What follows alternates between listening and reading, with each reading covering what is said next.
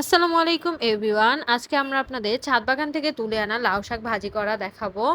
তো ছাদ বাগান থেকে তুলে এনে ভালোভাবে কেটে ধুয়ে নিয়েছি। এখন আমরা একটা কড়াইতে সিদ্ধর জন্য দিয়ে দিব। এখানে আমরা স্বাদ মতো লবণ দিয়ে দিয়েছি। আর এখন দিয়ে দিব হচ্ছে কিছু পেঁয়াজ কুচি আর হচ্ছে কাঁচামরিচ কুচি, পেঁয়াজ দিয়ে ভালোভাবে আমাদের সিদ্ধ করে নিতে হবে। আমরা এখানে সিমও ব্যবহার করেছি। লাউ শাকে হচ্ছে সিমটা দিলে খেতে অনেক ভালো লাগে।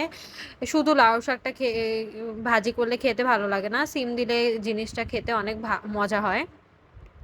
তো ভালোভাবে আমরা সিদ্ধ করে নিয়েছি। এখানে এই সিদ্ধর সময় আমাদের পানি দেয়া লাগবে না।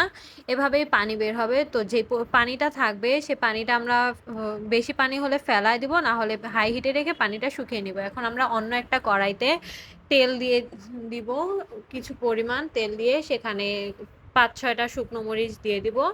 আপনারা যদি ঝাল না খেতে চান তাহলে ২-৩টা দিলেই হবে। এখন পেঁয়াজ কুচি আর হচ্ছে রসুন কুচি দিয়ে দিব। লাল লাল করে ভেজে নেব আমরা পেঁয়াজ আর রসুন একসাথে। আমাদের পেঁয়াজ আর রসুনটা ভালোভাবে দেখতেই পাচ্ছেন কিরকম, একবারে যাতে না পুড়ে যায় সেদিকে খেয়াল রাখতে হবে।